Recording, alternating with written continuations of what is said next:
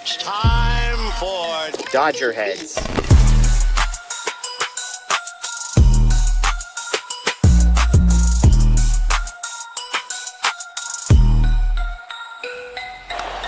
high fly ball into right field. Dodgers have won it all in 2020. Shohei Ohtani, 50-50 club. Strikes him out. There's a drive. Shohei Ohtani. Freeman hits the ball. She is gone. Birthday party, Los Angeles. Your Dodgers have won the World Series.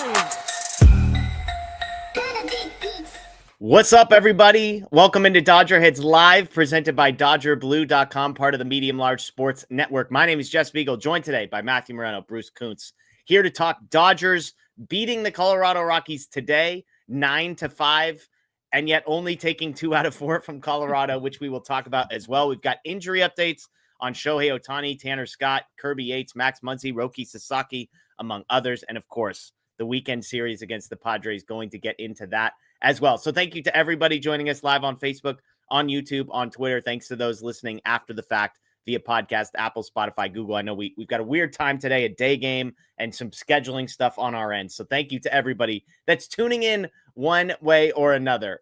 Matt, the Dodgers beat the Rockies today. Good news. All the positive vibes, right?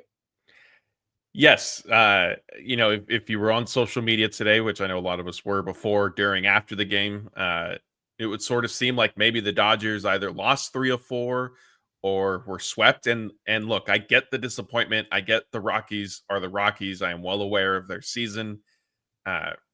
Things happen, right? And it's baseball. And I know, like, there's a broader discussion that we can maybe get into a little bit tonight as to, just the state of the Dodgers and kind of how the season has gone for them. Like, if they had won some of these, games against the Rockies type or not blown leads earlier in the season, then maybe splitting this doesn't feel as bad. But I understand the frustration. I understand concern maybe on where some people heading into a big weekend against the Padres. But we also have seen the Dodgers sort of flip the switch, if you will. And I know that that's not a strategy that is necessarily suggested, but they have at least shown that potentially. It was just last weekend that they did it. And so if they do it again, maybe it'll ease some of the tension that's out there. Yeah, Bruce, I understand the sentiment of taking 2 out of 4 against the worst team in Major League Baseball is not something to be proud of. And yet, I wonder, the fact that it's in Coors Field, which has historically been a house of horrors for the Dodgers, the fact that it was immediately preceded by a sweep of the Padres and immediately followed by another 3-game series with the Padres. Like, am I allowed to be not happy with 2 out of 4, but at least sort of okay and content with 2 out of 4? Yeah, that's exactly where I'm at. Like, obviously a sweep would have been great, but I never go into, especially a 4-game series, and expect a sweep. That's not how baseball works. And so I was going in hoping for a series win. They didn't get that, but it's not like they got swept. So it could have been worse. And I think that they won't say it, but in their heads, there's a little bit of thinking, the Padres are next weekend. We just finished a big series with the Padres, and this is the middle ground that isn't as important. But it could have been worse. And I think, like, if you could have taken last night's game, that's the one I was looking at and watching that, hoping, if they won last night, they could have gone into today knowing that it would either be a split like it wound up being, or a series win. They wound up backs against the wall to not lose the series today, and they accomplished that part. So at least getting a split and not losing the series means that it wasn't a catastrophe.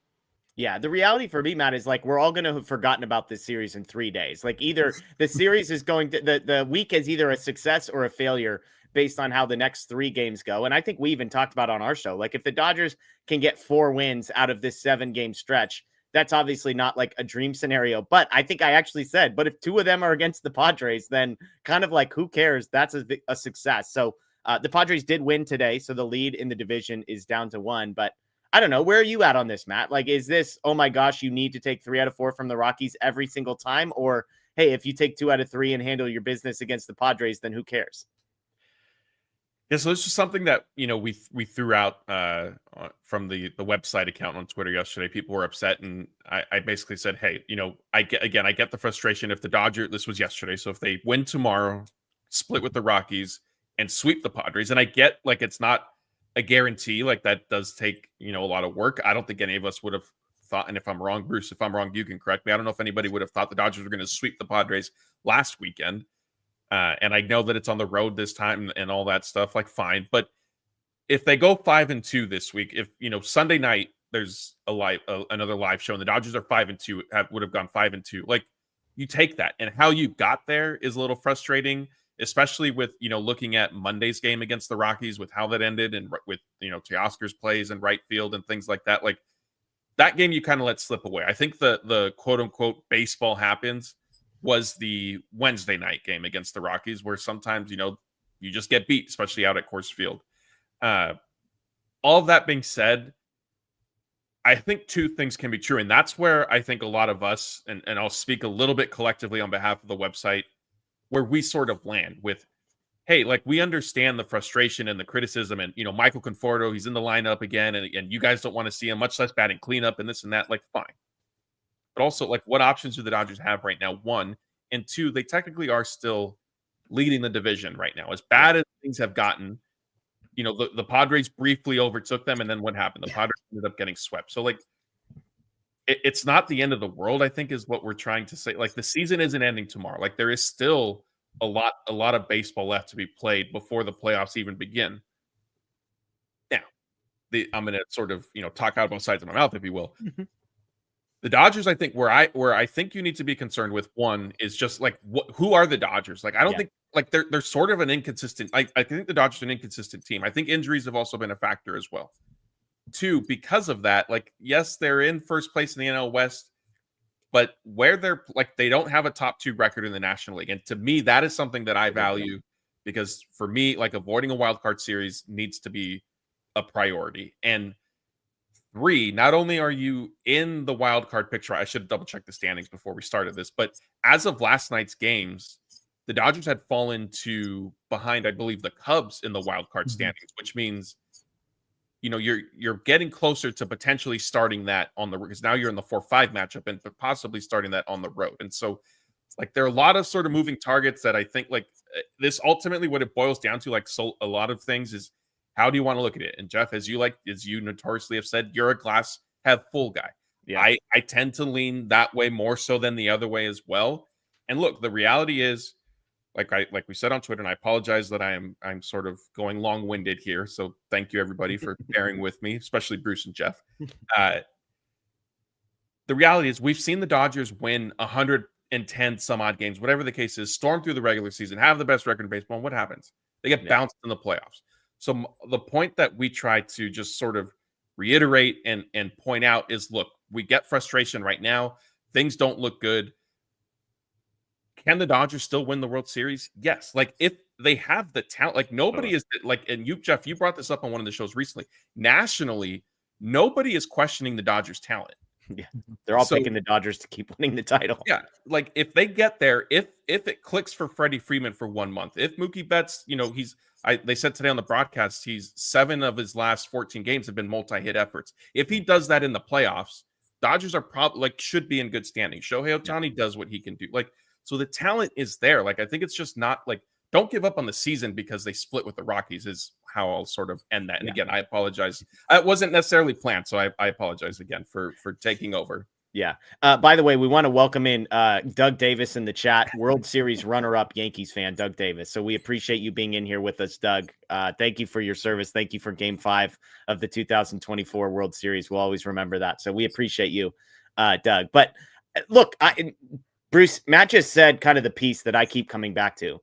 There's the Dodgers team that's right in front of us, and there's the Dodgers team that, in theory, I know it's in theory, I'm not denying that it's in theory, but in theory, 3 weeks from now are going to be a very different team. Like, they're going to have 2 of their best bullpen arms, in theory, are coming back this weekend. Another one in Michael Kopech is on the way. We've got a positive Max Muncy injury update. Tommy Edman still expected to be back at some point this season. Like, those aren't just, like, ancillary parts. We're talking about the NLCS MVP, arguably, one of the most important guys in the lineup in Muncy, their closer, one of their 3 or 4 best relievers.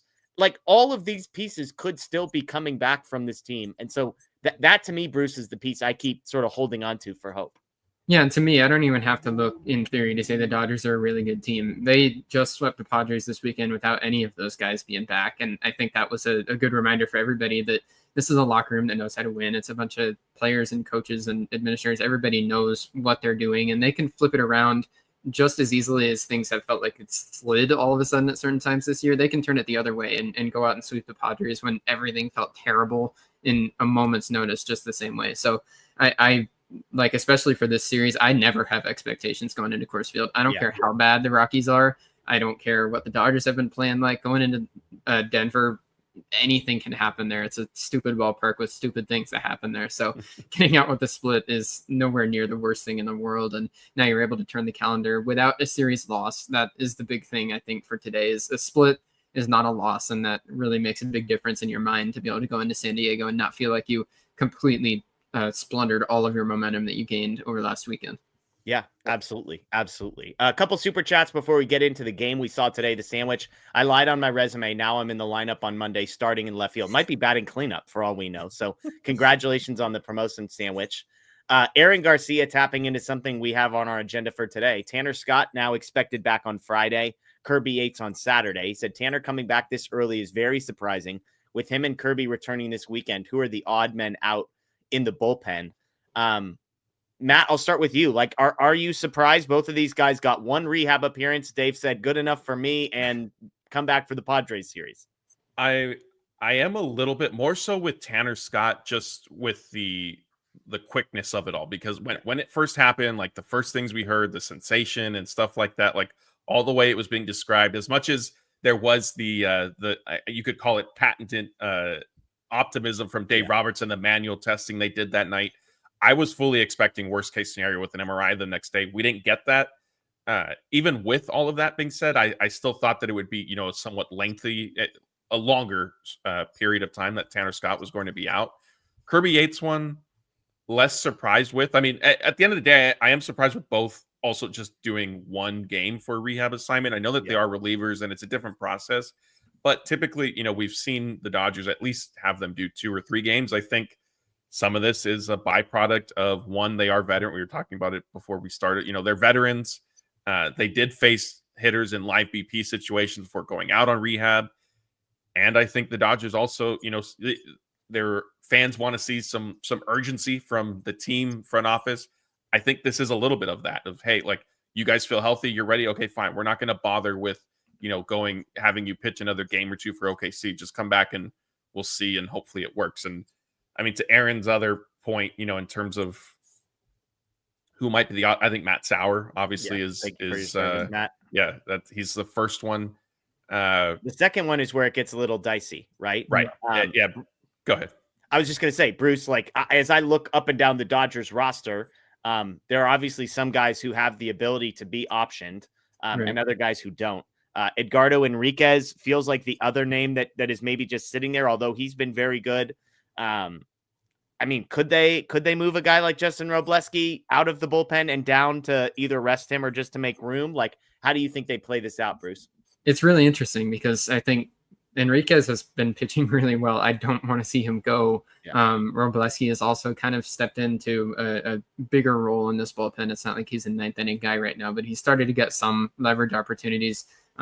I feel like he's probably the most likely guy if they want to send him down and maybe get him stretched back out to his normal starter length again. That could make some sense, but he's also been optioned a few times already. The one that I kind of wonder if they'd consider is maybe even Ben Kasparius, just because the last couple outings have been kind of just one out, and it's felt like he's lost the spot that he had in the bullpen early on in the year, and he's lost a little bit of trust. And the main thing there is that the other guys have been optioned a few times already, and Kasparius is not. So if they just are purely looking for flexibility with the roster building, then maybe they consider that. I certainly don't think that that's like a gimme to choose that it's Kasparius, but any of those 3 guys, I think, has to be the only ones that make sense. Well, and just to throw one crazy name that I'm not advising or recommending here, but like, I've talked a lot on this show about how Jack Dreyer has now thrown way more innings than he's thrown in any season of the last 5. And so I just wonder if there's a point at some stretch where they just say, hey, why don't you shut it down for 7 to 10 days, play catch, rest your arm, recharge, because they need him in October. Like they don't need him at the end of August. They need this guy to be good in middle and late October, the way he's been pitching. And so Bruce, is that like, I mean, again, he is not worse than any of the pitchers that we just said. I just wonder, from a perspective of like innings management and load management, if you will, if that would make sense. Yeah, if it was drier, it would be an IL stint, I think, not an assignment to the minor leagues. And I think what might make that seem a little more possible is we just are seeing this. Obviously, it's different with a rookie than these two veterans, but for Kirby Yates and Tanner Scott, one rehab outing, and like it's a reminder, relievers don't need that build-up period. So it's not like where you're talking about a starting pitcher where if you put him on the IL, then there's going to be the period of no throwing and a period of build back up, and where it turns into a month-long thing. For Dreyer, it could just be 15 days and then right back to the big league. So if they are worried about the innings at all, then I think that certainly is something that might make sense. Yeah, Banda, of course, cannot be optioned. He has no options remaining, so he's not a guy. So you go up and down this list. I mean, Emmett Sheehan technically could, but they need him as the number 6 starter, so he's unlikely to be going anywhere. And that's basically it. I mean, I guess Vesia technically could be optioned. I think you can cross that name off the list as a guy who's going to be optioned as well. And so it does feel like Robleski and Kasperius are probably the odd guys out. But keep in mind, like Michael Kopech could be back at some point in the next couple of weeks if they decide to bring him back before rosters expand. And so there's definitely some games to play. And Carlos asks a similar question on the other side. Who do Kike, Haesung Kim, Kirby Yates, Tanner Scott, Roki Sasaki, and Michael Kopech replace on the 26? And who do Roki and Kopech replace on the 40?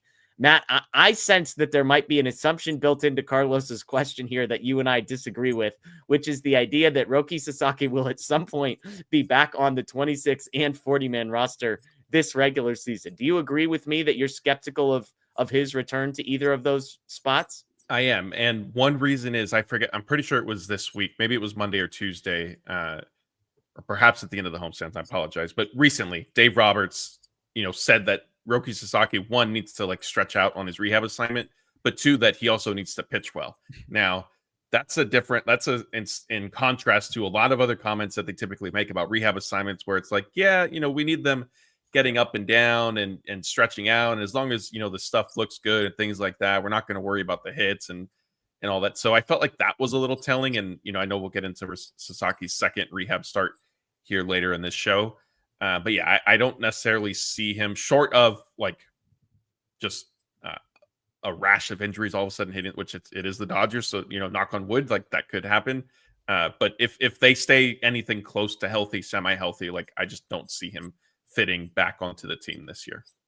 Bruce, before we get to the rest of these, are you in alignment with us as far as Roki Sasaki's 2025 and how it will play out? Yeah, Roki is not in a good place right now. It feels like that it's a lost season, and it's getting ever closer to that being set in stone. The rehab outings just have not looked impressive. The second one was a little bit better than the first one, but once you dig into like what the fastball looked like and the pitch data, it really was close to the same. And when his velo is living as far down as it has through these first 2 rehab assignments, I just have no faith that he can come up to the big leagues and be a good pitcher. And you're not going to replace any of the guys that we're talking about with already there being a roster crunch. He has to be better than the players that he's replacing, and I don't think that he is right now. Yeah, absolutely. As far as Kopech goes, he's not eligible to return from the 60-day IL until August 27th. Rosters expand in September. And so the names we just mentioned, Robleski and Kasperius, are probably the names to keep an eye on. Whoever doesn't get sent down for Yates on Saturday is probably the next guy. And by the way, pay attention to who pitches on Friday, because whoever gets used heavily on Friday is probably the guy that's getting sent out on Saturday. But if Kopech comes back before September 1st, then he would be, he would probably go for either the other of Kasperius or Robleski. It also could be Sheehan at that point, depending on how the rotation lines up, where they might be able to send Sheehan down. Although I guess that would mess with, I don't know how roster expansion rules work with, like, does he still have to stay down for 10 days? So maybe I should. Okay. So ignore that. Wouldn't be Emmett Sheehan. But keep an eye on the 2 relief pitchers there as well. Let's talk offensive side though. Kike, Kim are guys that we're hoping back. Max Muncy potentially on this list. Ram Lakers also asked a very similar question. Do you see a scenario where Conforto is on the roster after the Dodgers add Kike, Kim, Muncy, and Edman back onto the roster? you look at the active roster guys, and there's a couple obvious ones. Buddy Kennedy, thank you for your service once Max Muncy is available. Justin Dean, I think, is the other one that kind of jumps off the page. It's like those are two pretty easy ones, but that's kind of it as far as like easy decisions go on the position player side. Obviously Kike Muncy and Edman, when healthy, are locks to be on this roster.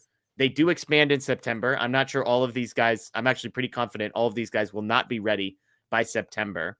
I think Haesung Kim is like not guaranteed a 26-man roster spot when he's available. I would throw that in there. But all this is to say, Matt, the question, do you see a scenario where Conforto is on the roster after this?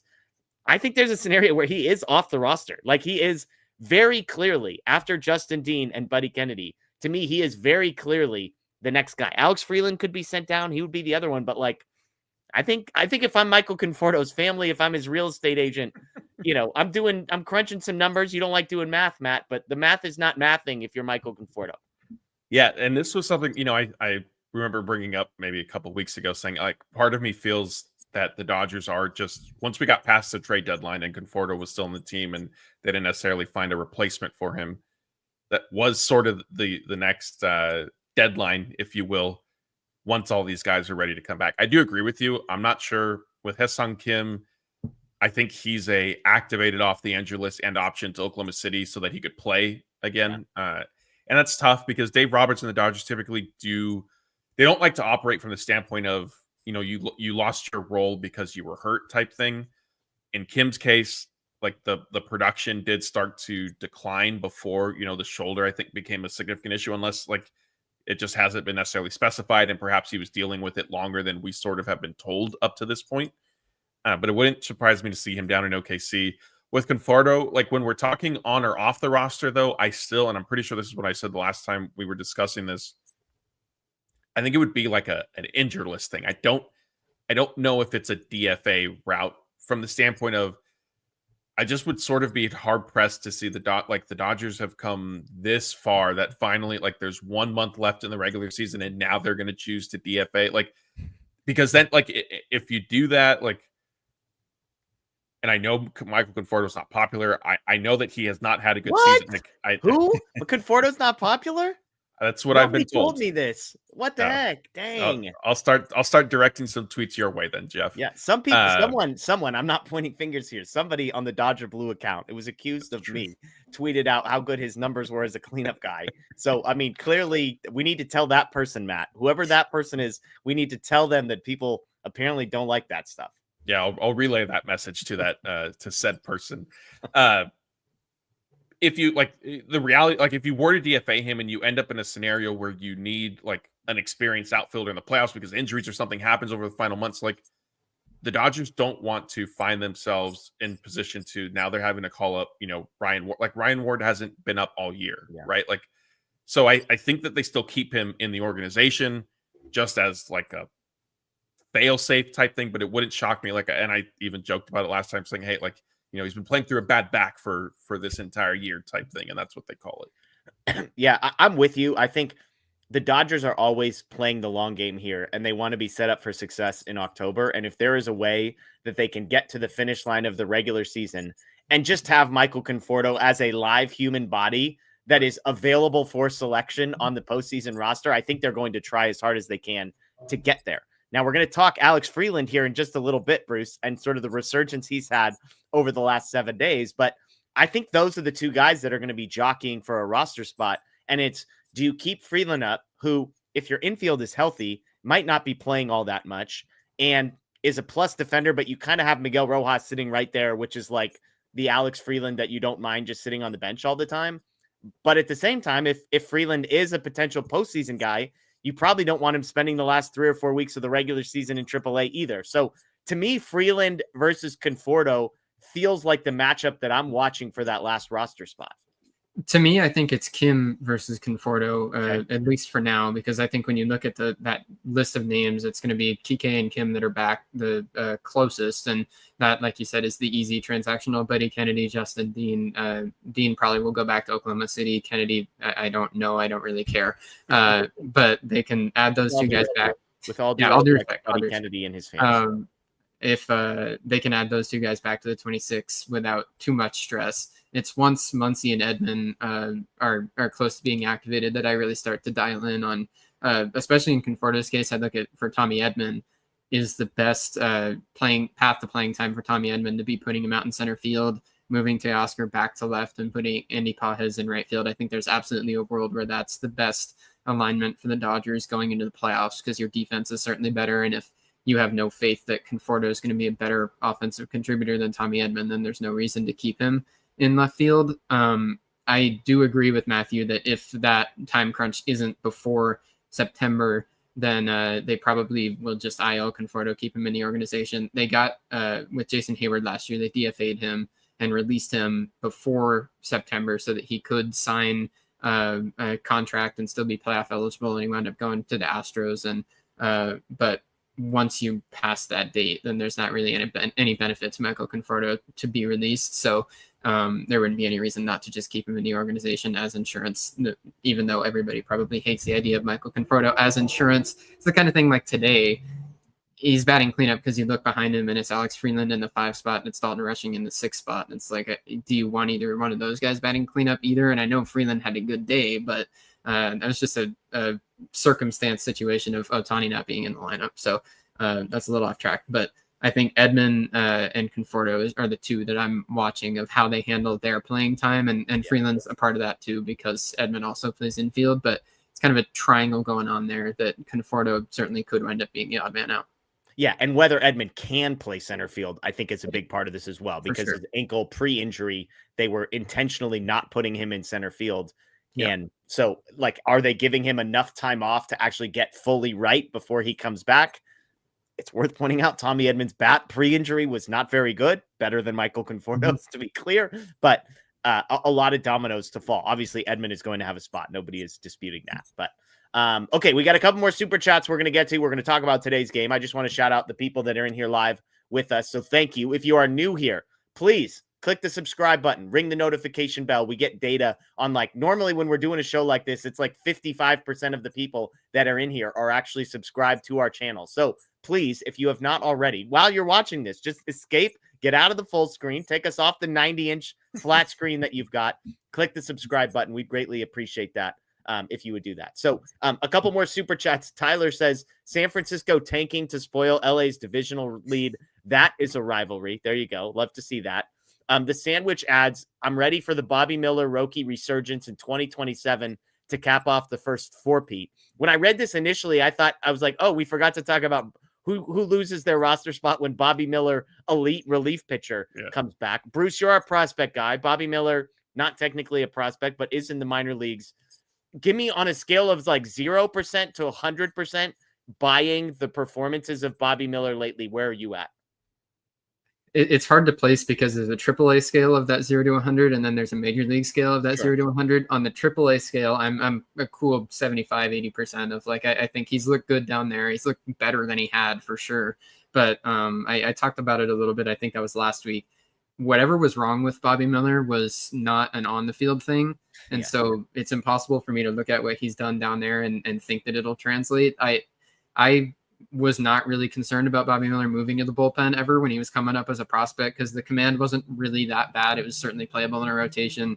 The velocity stayed deep in games as a starter. The pitch arsenal was plenty deep enough. So he didn't have any of the typical red flags to move to relief. And the fact that they moved him there was kind of a concession to me of, we don't know what's wrong, and it's been a year and a half that it hasn't gotten better, so we're just going to try and switch things up. So I think that I could certainly see him pitching innings in the big leagues this year, if not anything else, then just to see what he's got, because there's going to be a 40-man crunch this offseason, and if they've gone back-to-back years without any progress at all, then he might be on the outside of that. So if it's a trial run, whatever it is, I think he could pitch in the big leagues this year, but they're not going to throw him right into the deep end, because he's going to need to prove that whatever was wrong up here in the head, he's fixed it down there. And that's a tough thing to do in AAA without the chance to go back up to the big leagues and get a feel.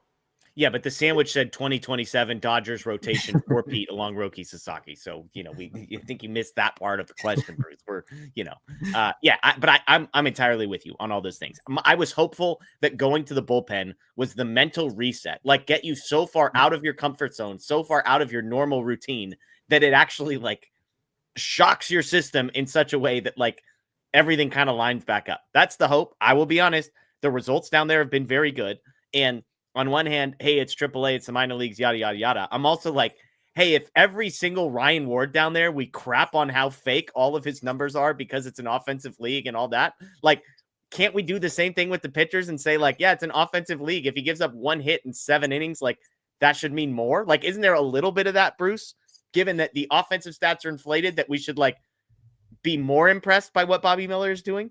There can be a little of that, but for me, it's still with Bobby. It hasn't been very long. There haven't been that many appearances, and it certainly has looked better than when he was a starter, but the strikeout numbers haven't been crazy, and so there's been a combination. He's been pitching well, and I don't mean to take that away from him, but it hasn't been happening for a long enough stint. Like if he had moved to the bullpen, a month earlier, or maybe even 2 months earlier, and this had been a much longer chunk of time where the results were being put up, then I'd be able to believe it a little better, but it's not an uncommon thing for minor league relievers to go out and have a good month or so. And then that doesn't necessarily have to translate to success that'll happen moving forward. And when the strikeout numbers haven't been crazy, then I wonder what they'll look like once he gets brought back up to the big leagues. For me, it's also just a matter of like watching Bobby Miller out of the bullpen. I still feel disappointment on some level, just because, like I said, I just did not think that it was a remote possibility that this would be where we're at in August of 2025, because 2 years ago I was thinking they won't offer this guy in any trade talks. He just came off a great rookie year and he's going to be, the next Walker Buehler. And so it still is a bummer that this is where we're at. Yeah, I'm with you. By the way, the tribe has spoken and our Yankee friend Doug has been voted off of the island. So we're sorry. I did want to. I saw admin took care of that. Just to let the chat know, we typically will not immediately go to block trolls, short of like if they're being explicit, things like that right away. Then yes, we pretty much have zero tolerance. If they're kind of just being annoying, we will let it go to see if you guys want to engage with them. But I did see our admin ask, should we ban him? And they wanted him gone. So Yankee Doug is gone. He can go. He can go watch more of the 2024 World Series film with his free time now. Yeah, exactly. The what was the Apple TV docuseries? Yes. Go enjoy that. Back-to-back super chat. What is the lineup and positioning when everyone is back? Obviously, we're baking in some assumptions here. I have tweeted this out, and after the last week, I'm wondering, Matt, if we're to a point where Alex Freeland is genuinely a part of this conversation. And the reason I say that is the first assumption is Tommy Edman can play center field. So I'll just put my cards on the table. I am assuming that there is a world where Tommy Edman can play center field for the Dodgers. And in that world, if Tommy Edman is capable of playing center field, you're deciding between who you would like on the field, somebody else playing second base or somebody else playing left field. Like those are your two choices. You could put Edman in center, move Pages to right, move Teo to left, and Conforto is gone. Or you could put Edman at second base and get rid of Kike Hernandez or Alex Freeland or whoever, and then you've still got Conforto in the lineup. And so, Matt, I've started to get to a point where Freeland or Kike Hernandez, one of those two, is in my lineup. Conforto is out of the lineup, and Edman is playing center field. And I say Kike, he's Keektober. We know that. Like, he just ignore the 115 batting average or whatever he's got. Once October comes, it's going to be fine. But I had Kike in my lineup when I put this out. And I think Alex Freeland, maybe it's in some sort of a platoon or taking turns, but I really think that's where I'm at with the postseason lineup, Matt. I'm not sure yet about Freeland, and I don't know if maybe I have just watched him with more of a critical eye than a lot of other people, just hearing like he was a top prospect, and I know fans were calling for him, weeks before he sort of got up. He got his opportunity to join the team. I do agree on Kike. I wish that I was there, but I don't see Edman playing center field. Okay. I think that he's going to come back, and I think that they're not going to risk it as much as they're taking their time to let his ankle heal so that they avoid the setbacks that he's kind of encountered throughout the year. Yeah. I think that they just play it safe. They put him at second base. I think Kike ends up in center field during the playoffs relatively often, and that moves Pages over to left field. Yeah.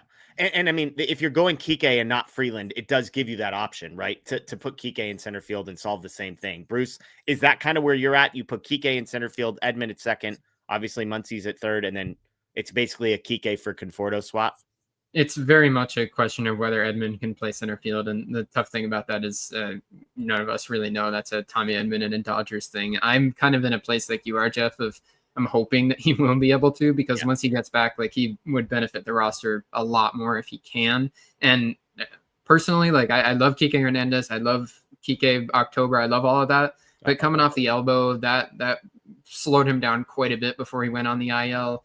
I'm doubtful, and there's certainly a part of me that would rather see Alex Freeland in the right lineup against right-handed pitchers going into the postseason. If it's Freeland, even maybe Ha-Seong Kim, I have more faith in what the defense is going to do, and then the platoon matchup makes more sense as at the plate as well. So I think Kike will have a little bit to prove, at least to me, once he's back, that he, because it's not as much as you can be a playoff riser, and Kike absolutely is a playoff riser. You need to be working from a baseline that is like a good, good enough major leaguer.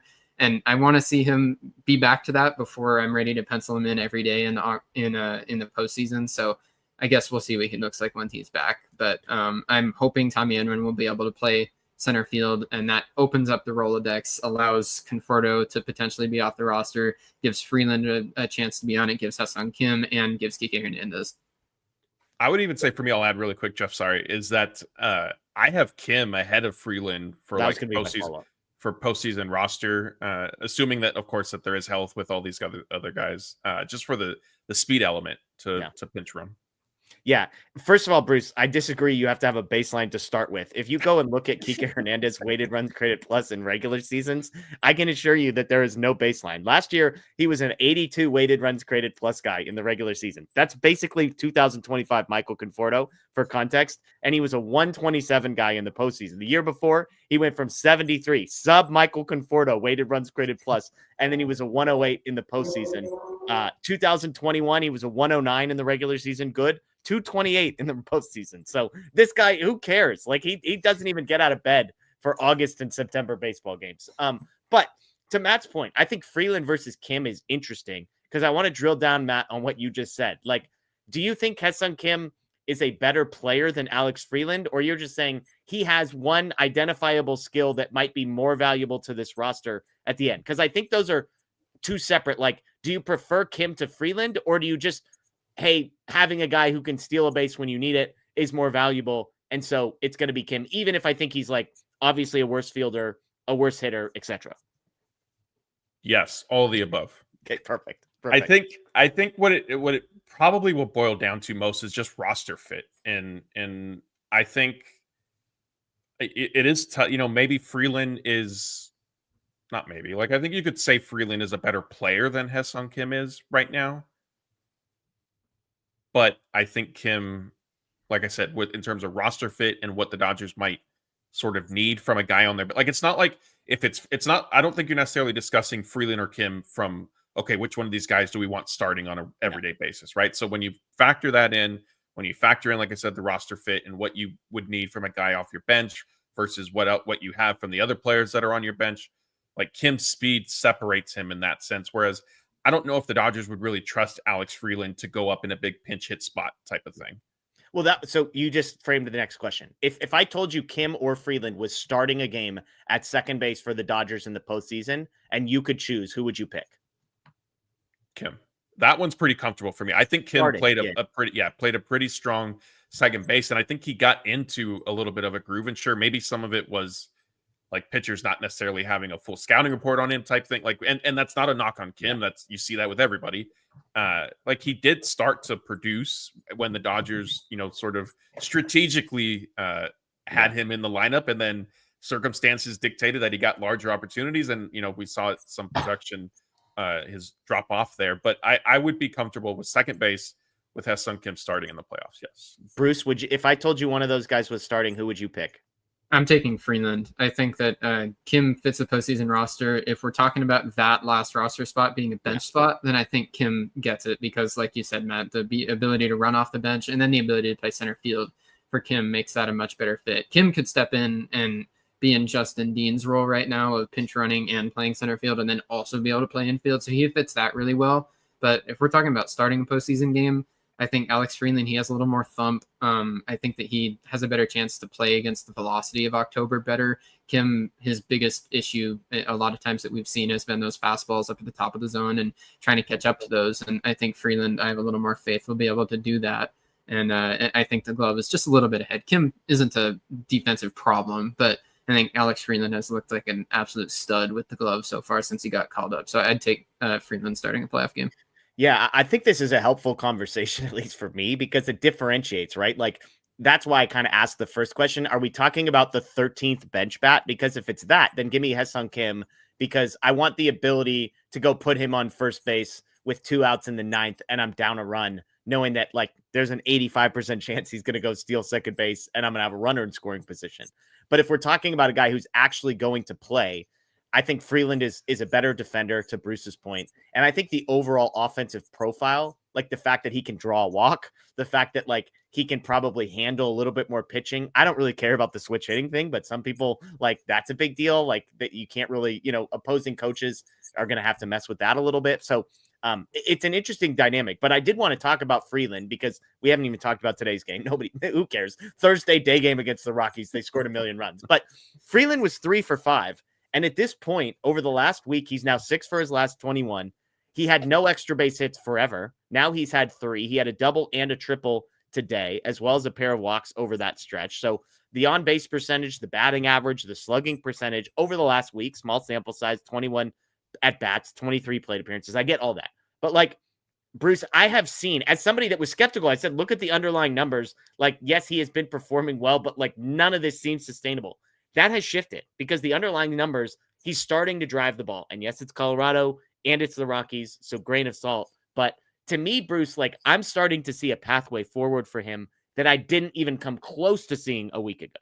Yeah, I've continued to be impressed by Freeland. I think that he's holding the approach. And to be honest, this last week where the results have started to be there has really, obviously it's encouraged me a lot more, but the way that he's continued to stick with the same approach and just wait for that to catch up and provide the results in game is really a testament to his maturity as a player. There's a lot of rookies that when they come up, and especially a guy who's really a patient kind of hitter like he is, Dalton Rushing went through this where he came up, was very patient, then over-adjusted, got over-aggressive and just couldn't find it for a while. Freeland has stuck to his guns and has continued to be the player that he is.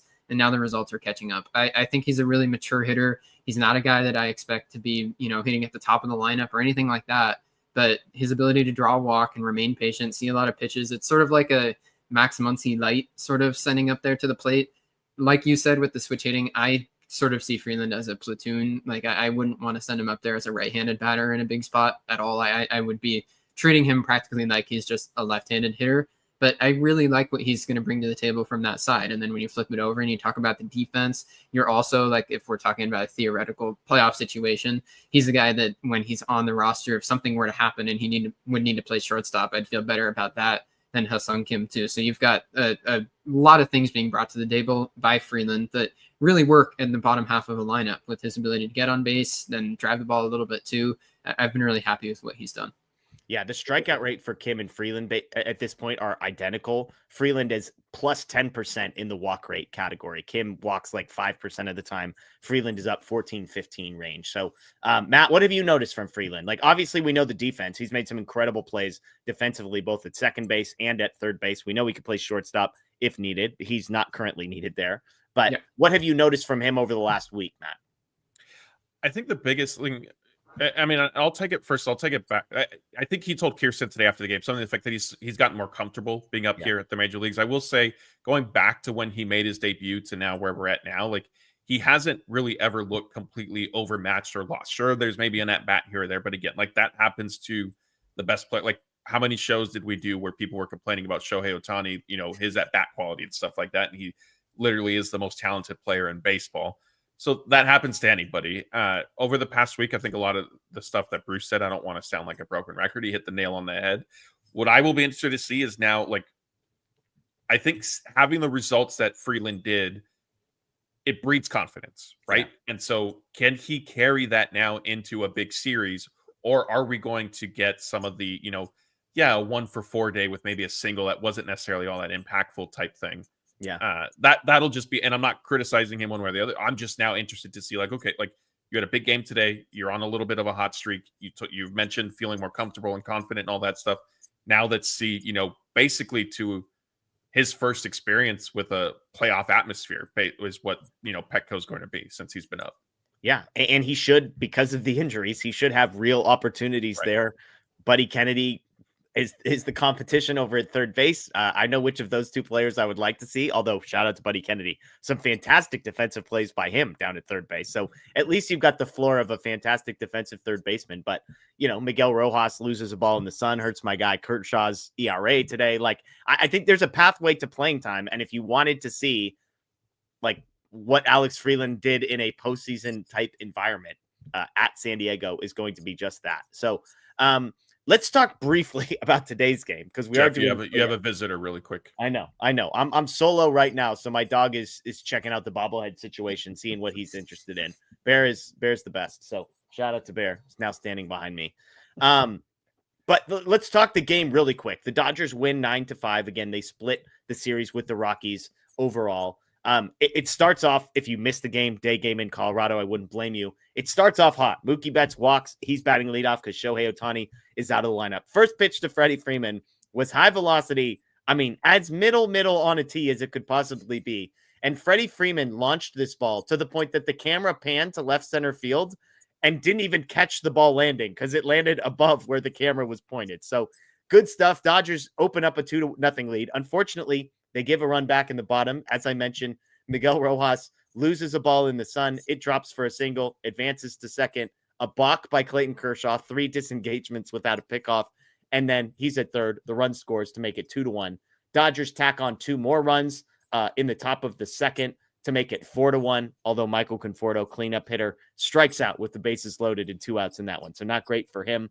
Alex Call, RBI single in the third. The Dodgers eventually extend this to an 8-1 lead. In the 6th, the Rockies get a couple back. Kershaw leaves with an 8-3 lead. Ben Kasparius thankfully gets out of this. And then from there, 9-5. Who cares? The Dodgers won was the key one there. Clayton Kershaw's final line. What? Wait. Who cares? Will Smith had an RBI single mixed in that game late. What are you doing to your guy? Well, Conforto had a sac fly too. Some people, the sources are saying that Conforto had a big sac fly at some point during this game as well. Pages hit a home run. So shout out to all of those guys. They won 9-5. It was like 8-1. It's like, during the day, I'm on dad duty. My attention is shifting elsewhere. But our guy Kershaw, Matt, 5 2/3, 6 hits, 3 earned, 1 walk, 3 strikeouts. I would point out that one of those earned runs was total garbage. If Miguel Rojas just catches the ball, then, that's a 2. And all of a sudden, maybe he gets through 6. But to be fair, Kasparius also bailed him out of a couple runners in scoring position in the 6th inning as well. But all in all, I would say on Kershaw, 5 2/3, 3 earned runs in Coors Field, day game that you sort of quote unquote need to some degree. Shout out to Clayton Kershaw. Great for him. So, Dodgers win 9-5 is the bottom line on this one. Let's get to another super chat here, and then we'll get to some key injury updates, some guys you might have heard of before. Carlos says, how often do the players practice and train together? It seems like they make mistakes that a regular practice or training regimen would fix. Your thoughts, Matt? You've got some insight because you're there pregame when they're at Dodger Stadium. Obviously, there's no real off days, and when there are off days, they are off days. But they do have some time pregame to work on some stuff, right? Yeah, I mean, they're doing stuff. They're going through drills pretty much all the time. Mookie will be out at shortstop, and when Ha-Seong Kim is healthy, he's at second base, and they're working on double plays. They're working on individually fielding ground balls. Outfielders will shag, do a little bit of throwing, depending on. I haven't seen it recently. You know who did it the most often was probably James Outman. I think it might have maybe just been part of his set routine to work on throws like to third base and then to home plate. But yeah, I mean, look, this is a veteran team. Like I don't know if it's age. I don't know. I think in Freddie Freeman's case, like some of his quote unquote defensive drop off, and I'm speculating and guessing just based off of stuff that I have heard. I think he isn't grading out well defensively this year. I think some of that is probably related to the injury stuff that he has dealt with. I think he is still very good at first base. We've seen him, scoop out multiple throws, not even multiple, countless throws throughout the season. If anything, his mobility and agility, probably side to side laterally, is what's been hurt. Muncy, I mean, he kind of is what he is. Like, what you're getting there at third base. Michael Conforto, ironically, like he's a punching bag, And maybe he makes plays more difficult than they need to be, but he is also coming up with a lot of catches in left field. A nice grab. This is what Yeah. I'm talking about. So like, we should tell the admin, by the way, the Dodgers are now 4-0 in games in which Michael Conforto is hitting cleanup. I just look, these numbers, these are numbers. There's no bias. There's no emotion attached to that, Bruce. I just feel the responsibility to let the people know the Dodgers have literally never lost when Michael Conforto is batting fourth. If there's anybody to deliver that message, it has to be you, Jeff. Yeah, 4-0, 4-0. First time batting cleanup since April 5th, but neither here nor there. Beginning of the season, March 31st, April 2nd, and April 5th, this guy was just a regular old cleanup hitter. So, and we're talking 2 wins over the Braves, a win over the Phillies, win over the Rockies. I mean, I don't know what to tell people. So, Matty Man wants to know what's he contributing in those games. Coming into today, he was 4 for 12 with 2 homers. I mean, look, 4 games, 2 homers.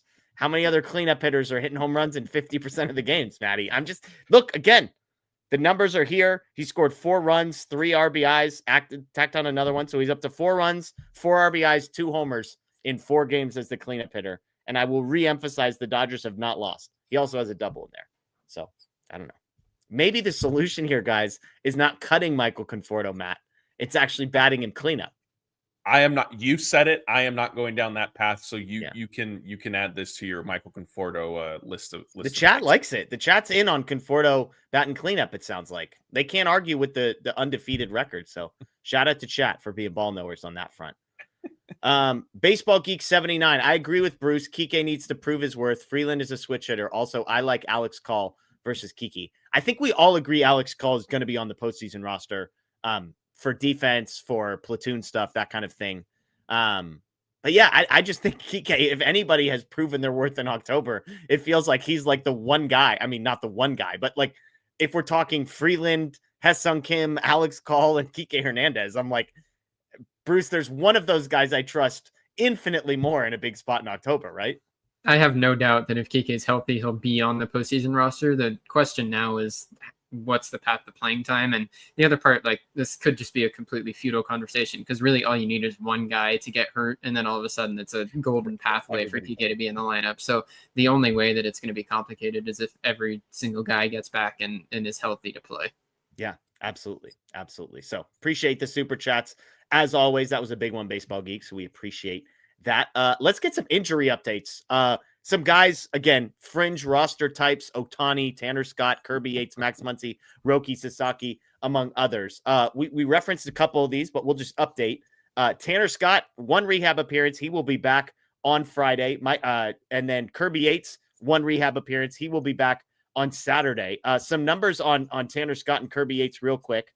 As far as performance goes, 1 inning, no hits, no runs, 1 walk, 2 strikeouts for Tanner Scott the other day. Fastball touching 98.7 at one point in this game. For the nerds out there, Bruce, maybe you can give us some context to this. Dodgers Daily tweeted his slider spin touched 2,800, which is like an insane number. He's usually around 2,700. So again, I don't know. Is that a number that I should care about, Bruce? It's a good number, especially considering the slider was north of 90 miles an hour. So your high velo, high spin slider, and Tanner Scott, those numbers, they sound like the Tanner Scott that we've been expecting to come around all year.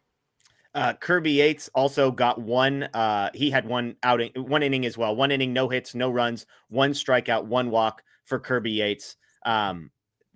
Depending on if you trust some of the MILB stuff, the splitter may not have ever been thrown for a strike, which is a small problem. But the fastball was there. He got 2 swings on the splitter. So again, for him, is the splitter the best pitch in baseball or one of the worst pitches in baseball? We'll tell you. I did not have Kirby Yates on my postseason roster. We'll see if that changes in the next couple of weeks. So those guys will be back Friday and Saturday. Michael Kopech also down there, but we mentioned earlier, he can't come back until August 27th. And there's a decent chance that they might just wait until September for that one. Shohei Ohtani, Dave Roberts today, quote, he's fine. He'll be in there tomorrow after taking a ball off of, what's it, his thigh that he took the right thigh. Yeah. Right thigh. Yeah. So gets the day off, got to sleep in today. Some people on Twitter loved that he got to sleep in today. But Shohei's a big sleep guy, I gather, Matt. Yeah, they said the book on him before he had his first child was that he sleeps, I think 12 hours a day or so. I mean, maybe he still is, I don't know, but that he was sleeping like 12 hours a day or 10 hours a day, something crazy. Yeah. So yes, he is very big on sleep. Good for him. Good for him. Well, the Dodgers won without him too. So maybe we'll next to the Conforto stat, Dodgers record in games Ohtani didn't play. We'll put that one next to it. I'll let somebody else have that one. Roki Sasaki, we mentioned, he touched 97.8 with his fastball, which was like a massive improvement over the first time. The problem was it still wasn't very good. He got one whiff on his fastball the entire day. Final line, 3 1/3, 3 hits, 1 earned run, 2 strikeouts, and 3 walks for Roki Sasaki. So as Bruce said, like the box score looks better. The velo looks better. If you watched the game, you would probably not have come away super impressed with Roki Sasaki, I think is the assessment. And the problem too is that the fastball, it touched a little higher. The max velocity was a little higher, but it still was sitting in a pretty similar range. And ultimately that's the one that matters, at least to me. Like looking at a guy like Sasaki, you need that fastball to be consistently up higher than it has been, not just for one pitch, because he's in a tough place. The fastball, the movement profile is just bad. Like there's no way around that. The movement profile is bad.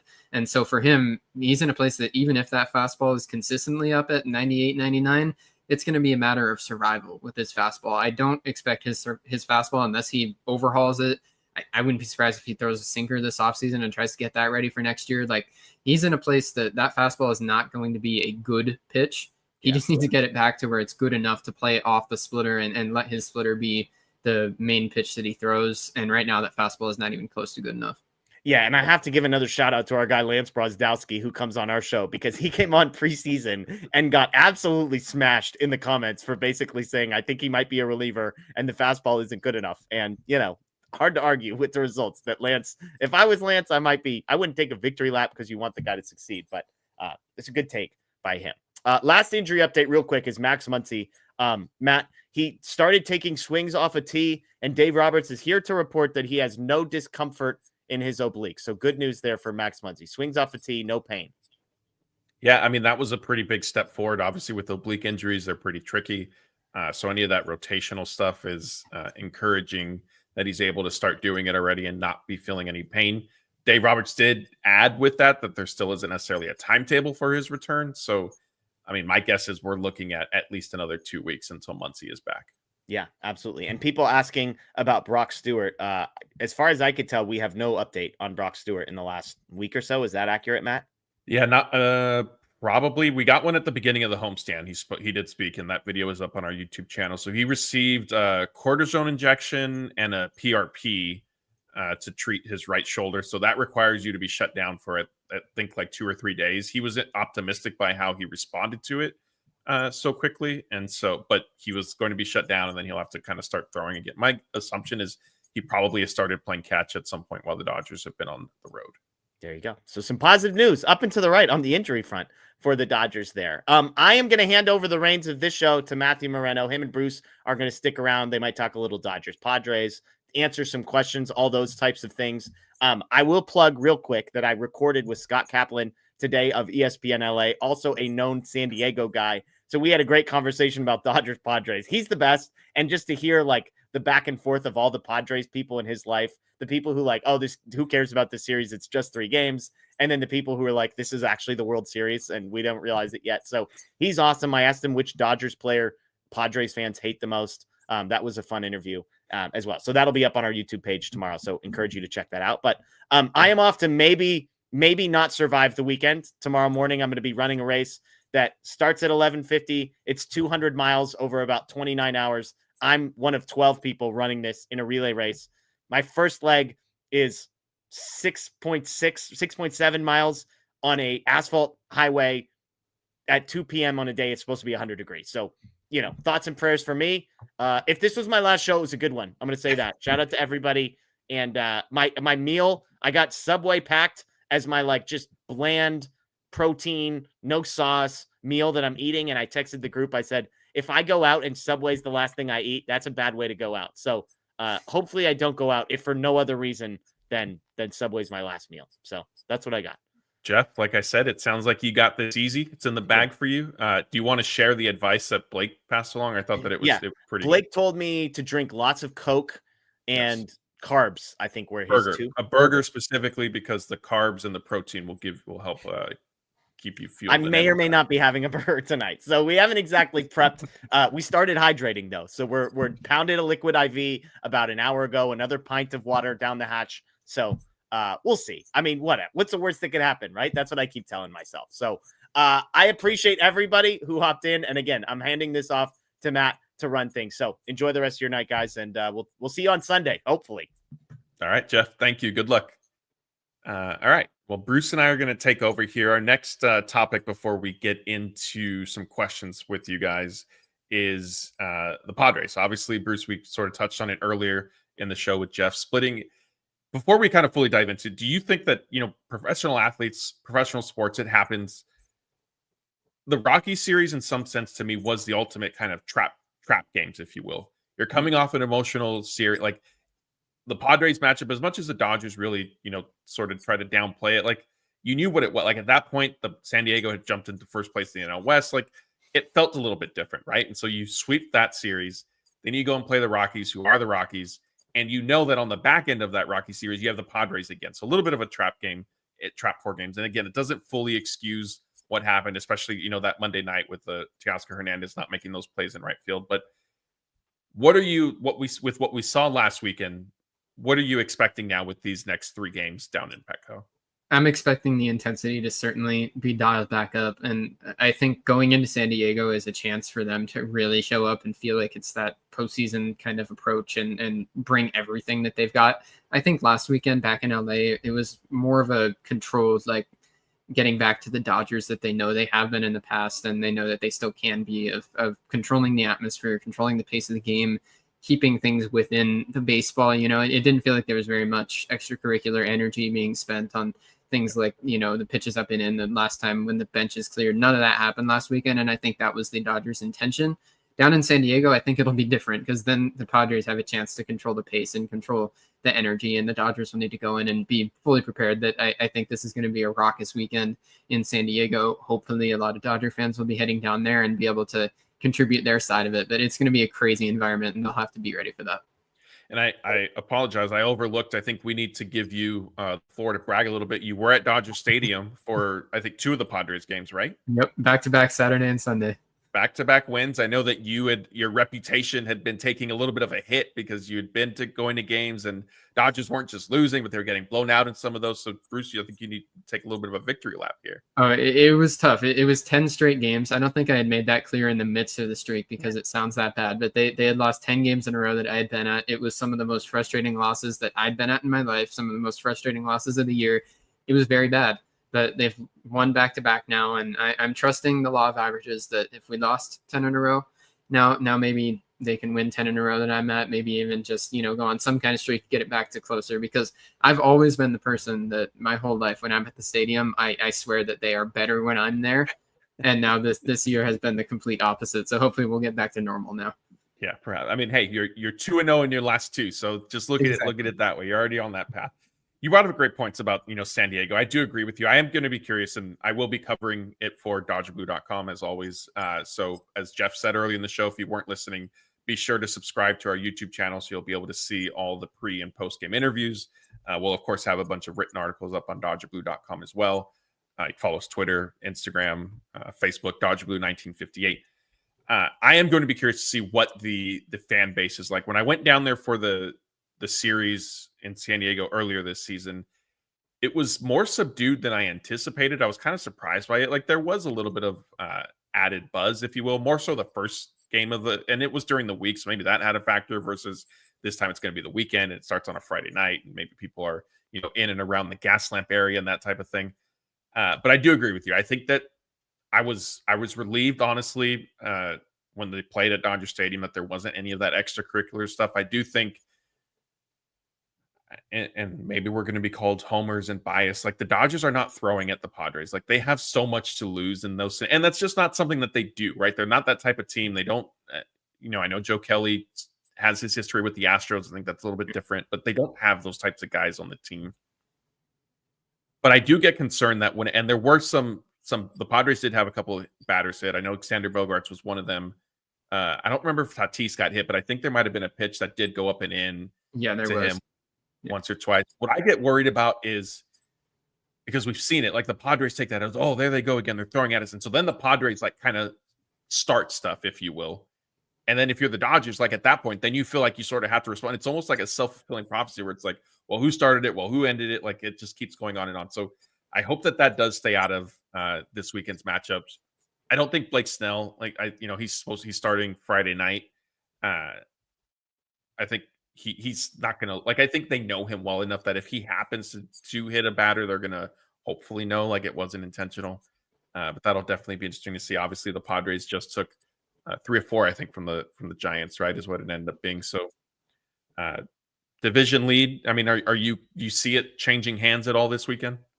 I wouldn't be surprised if the Padres win this series, just because you're flipping things around, and baseball is such a game that winds up evening out usually. I don't think the Dodgers are going to get swept and completely flip things from where it was at in LA, but the goal has to be go in and win 2 of 3. You're not going to go down there and expect to sweep them again. That is almost no chance of happening in my mind. So go down there, win the series. That has to be the goal. And then the secondary objective is to make sure you don't get swept. I think, if one team was going to sweep the other, it's the Padres that would sweep the Dodgers. That has a better chance of happening. So like you were saying, I think that the Dodgers trying their best to keep things within the game, all those extracurricular kind of things, that extra energy spike, all that kind of stuff, it benefits the Padres way more than it benefits the Dodgers, not only from a perspective of, the Dodgers have so much to lose, like you said, getting their guys thrown at, that kind of stuff, but also the Padres just have a roster built around the kind of guys that they rise up to those things. Like I'm one of the people, when the Padres are in town,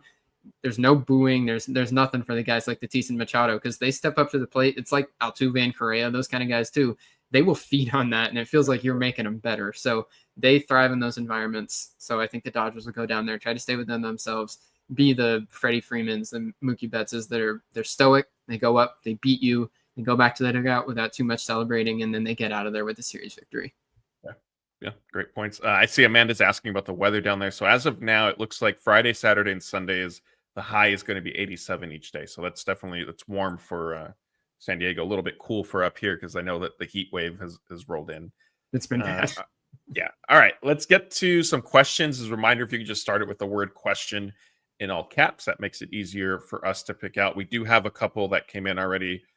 Bruce, for you specifically, you mentioned a Rolodex earlier. So Nomo Splitter wants to know what that is. I can give my best guess, but do you know for sure what a Rolodex is? I think it's like a phone list kind of thing. I used it because I know the expression. I'm way too young to know exactly what that is. I know it's an old thing. The understanding I have is it's like a contacts list kind of thing where you can pull it out and get somebody's phone number or contact information. I know the expression more than I know exactly what it is. Okay, me, Bruce, the old guy, I'll save you. It's basically, it almost looks like a little box kind of, and it flips open, and you have not index cards, but like small, basically like business card type size things, and you have contact information, and you could flip through it, and it kind of rolls. So yes, I'm glad I was the old guy to save us, Bruce. Otherwise we're going to be floating off, not able to answer what a Rolodex is. The other one, Cole wants to know, do you know what's up with Landon Knack? Yeah, this has been a tough year for Knack, and I think that the toughest part early in the year, he had opportunity to be in the big leagues, and there were injuries, and he was in the big leagues for a lot of the time, and it didn't go very well. And then he went down to AAA once guys started to get healthy, and it hasn't really turned around. So he's moved down the depth chart quite a bit. I still think that he's got a future as a major league depth starter. I'm not really ready to throw in the cards on that, but this hasn't been an encouraging year, and I still think he could be in the organization next year as depth, but he certainly is down the list of guys a little bit in terms of competition for like a rotation spot. I don't know if he'll be really among the leading candidates heading into next year. Yeah. Kevin wants to know, why do people say that, we don't have a playoff atmosphere at Dodger Stadium? Go ahead. I mean, you're at a lot of games, so we can both answer this, but you could start. Yeah, I think that the playoff atmosphere shows up a little bit more in the playoffs. Dodger Stadium it's such a big fan base that a lot of the people that are there, it feels like are, 1 or 2 games a year kind of thing. And then it's always rotating in with people that are there. So I think it's a little bit more of a composed atmosphere, but it fits the team. Like we've talked about, the guys on the field are more of a, composed, go out there and take care of business kind of thing. I still think the Dodger Stadium has a good atmosphere. I don't think that it's, a bad thing by any stretch. And we talked about it this last weekend that it wasn't really dialed up. It was more just regular, but I don't think that baseline regular is like a bad atmosphere. It just might not be as like psychopathic as some other places are sometimes. Yeah, I agree with you. Once the playoffs start, and especially as the Dodgers advance into the NLCS and the World Series, it does definitely pick up. I think some of the more relaxed environment that you see throughout the majority of the regular season, one sort of stems from, and it is a little cliche, just I think LA, Southern California in general. Like this isn't specific to just the Dodgers. If you go to Laker games and think, like, there's so many things to do in Southern California that I think people sort of get lulled into going in games. Baseball is a long season.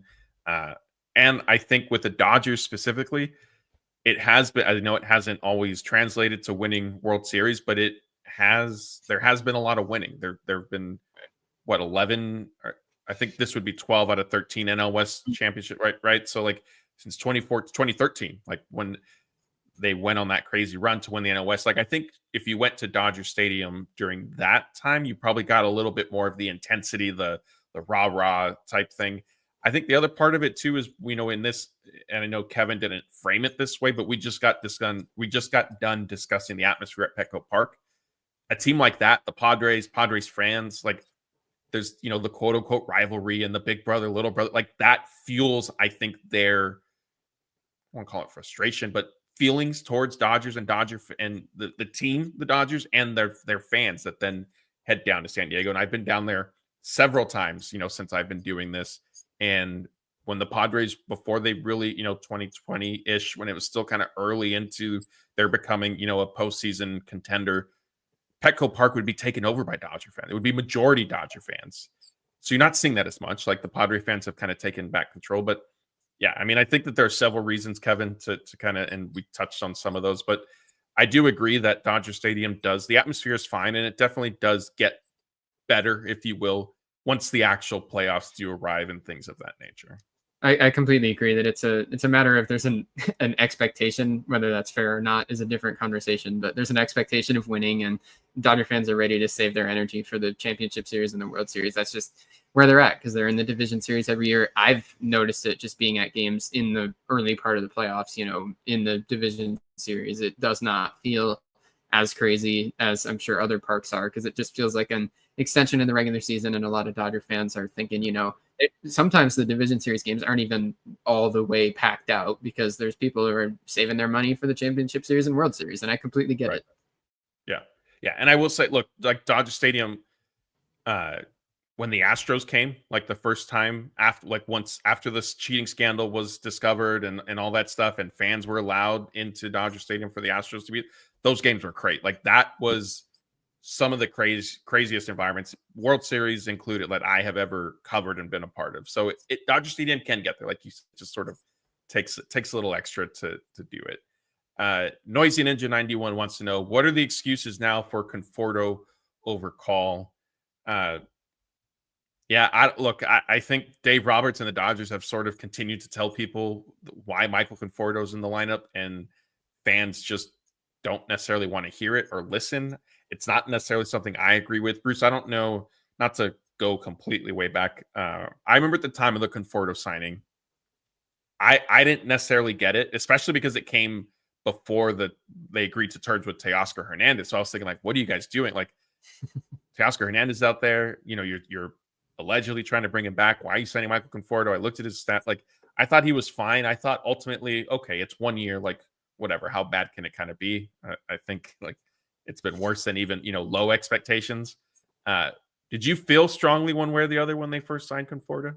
I didn't feel super strong. I liked it. I certainly didn't dislike it because I thought it was a 1 year deal for a guy that would at least be serviceable in a strong side platoon. And that's what they've continued to run him out and hope that they're going to get. I still think that it's a matter of framing when you look at Conforto, when a lot of people are still used to looking at what he's done. and basing the decision over whether you cut him or whether you start him or where you place him in the order, all those things based on what he's done.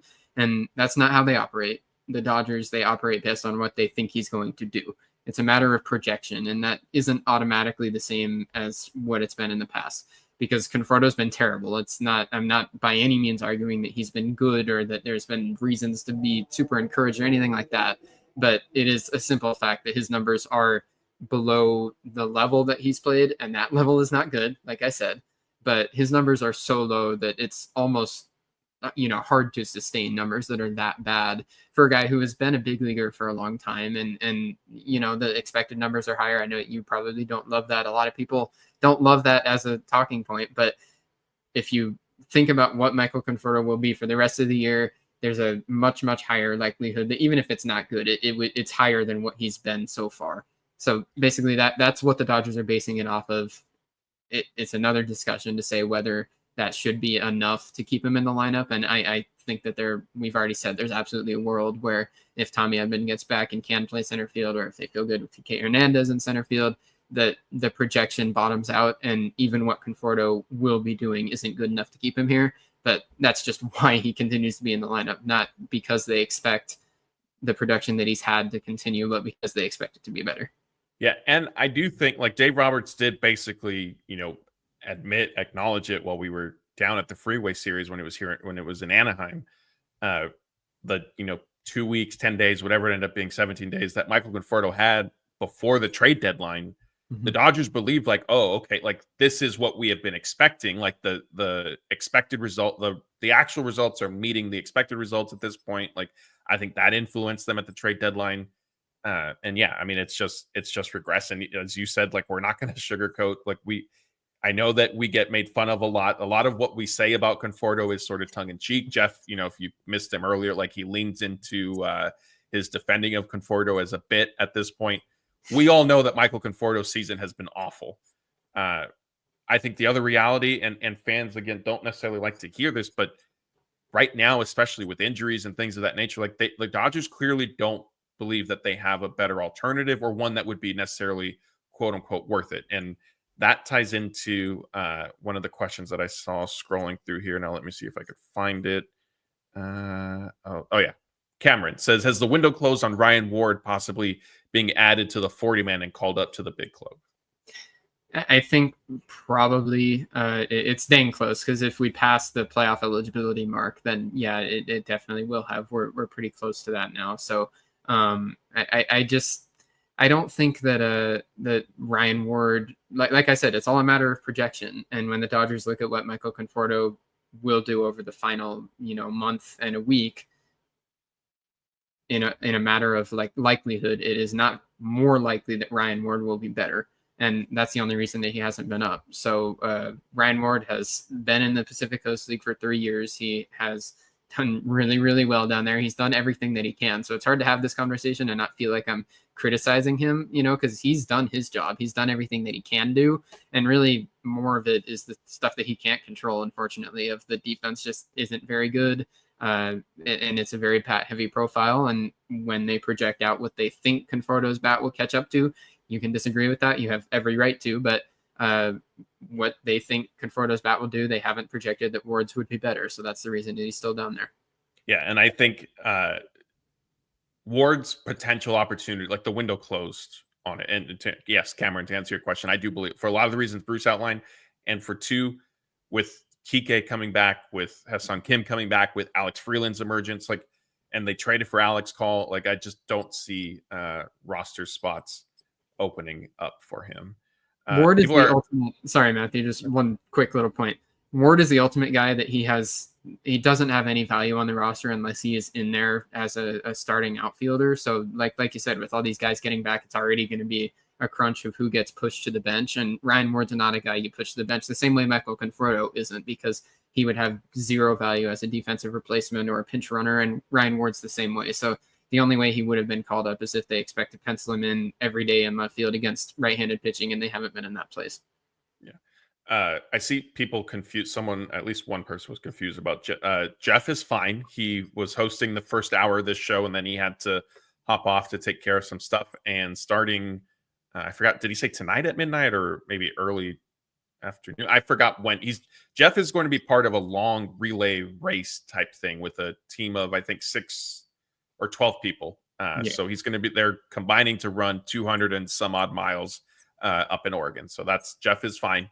But that is what he's doing. And we'll see. I don't know how many updates we'll really get from him, but he is expecting to be back for Sunday post-game show, which, by the way, we will be doing that one right after the Dodgers and Padres finish. So that's a 1:10 start down in Petco. So about 4 o'clock, 4:15, something along those lines, maybe 4:30, depending on how Manfred's pace of play is working.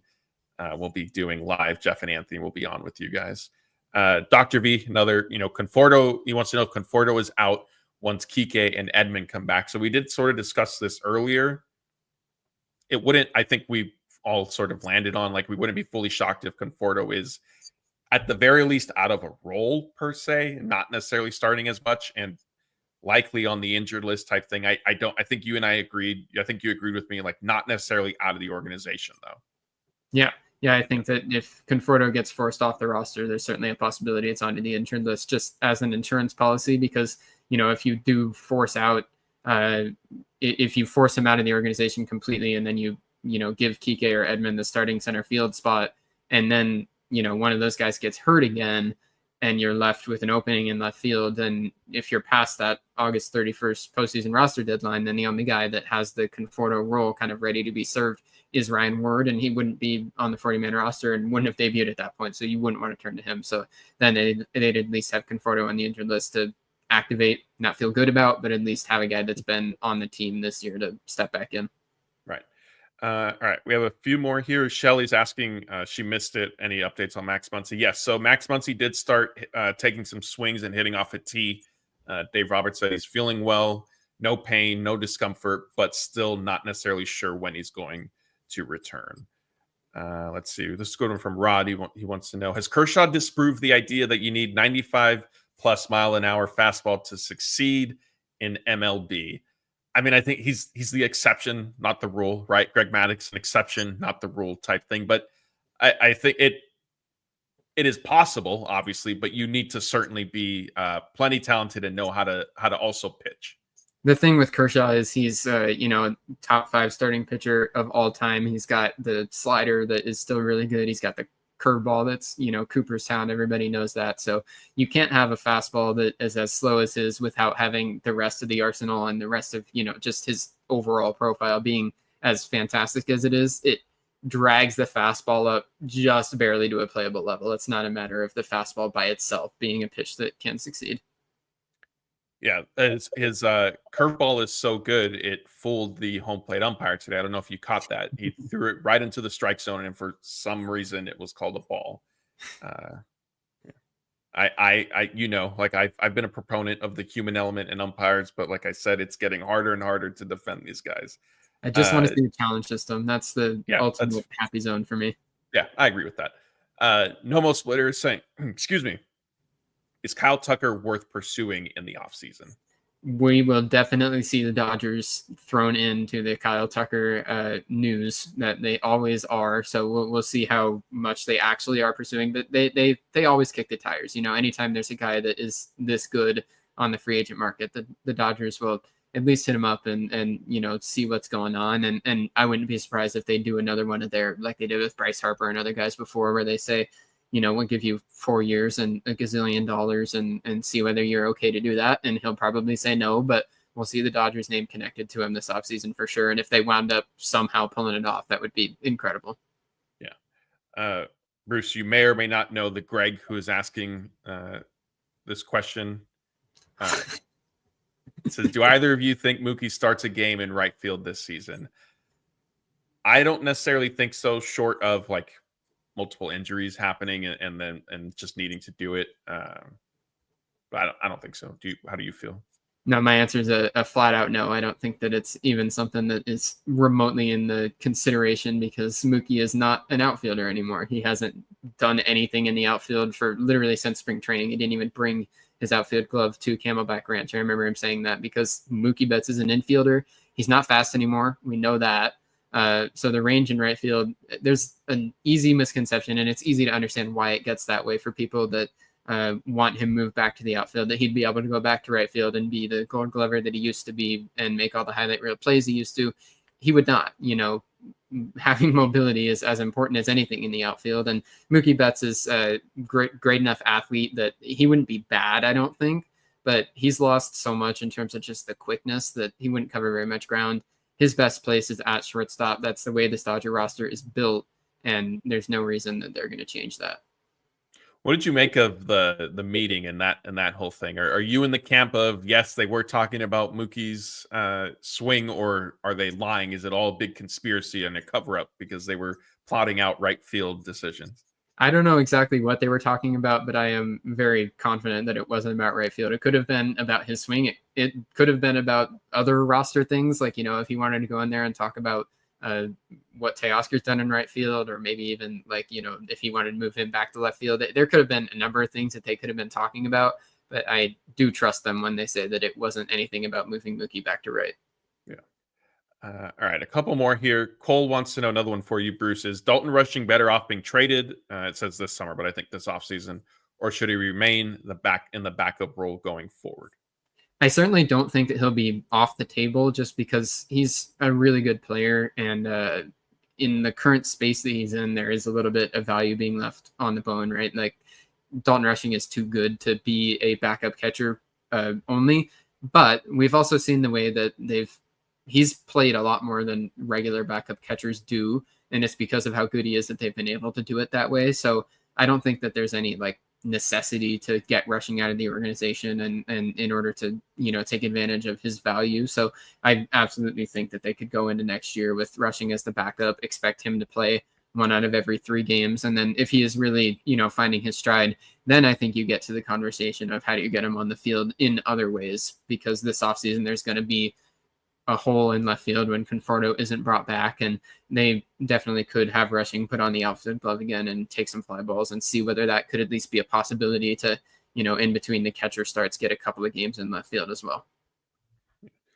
All right, last one here. My apologies to Manuel if you're listening to this after the fact. We didn't see you in our show tonight. I know how much you love when we get to food stuff. I tried holding out as long as possible before we got to it. Red Hat 42 says, since Subway, and this is worded a little rough, but since Subway is going to be Jeff's last meal, what would be your last meal? And I do just want to clarify in case people missed kind of the beginning of the show. It's Jeff's last meal before he begins running with his team. It's not just last meal ever. But since he picked Subway, do you have something that you're going with? And I will add the caveat that since his was Subway, we're going to remove going to a fine steakhouse type thing and doing something like that. So keep it a little bit more casual. Yeah. So if we're making it casual, I remember this was a question that was asked on, I believe it was my very first show on here. What's the last meal? And my answer was a great New York steak. And so if we're going a more casual route, the thing that I eat the most, probably from a fast food perspective, is a good Tommy burger. So if there was something that is up the vein of regular food that I was going to get, I think a good Tommy burger with my dad, who was in the chat, would be a good final meal. That's a good choice. So you guys have been to the original one by Dodger Stadium? That was a couple years back. We went to the original one, and as we were standing in line, we met Bobby Valentine, who told us that nice. Tommy Lasorda almost went with him. And so it was awesome to meet Bobby Valentine, and we were saying, man, we almost met Tommy as well. But yeah, that original Tommy's off Beverly and Rampart is definitely a staple. It's a good choice. I think I will go. I'll do a double Western bacon cheeseburger from Carl's Jr. I think that's still, don't eat them that often. When you're kind of craving it, it sounds good. Maybe I'm craving one right now. I don't know. Time will tell. But yeah, that's what I'm going. So those are our choices. Couple of burgers over here for Bruce and myself.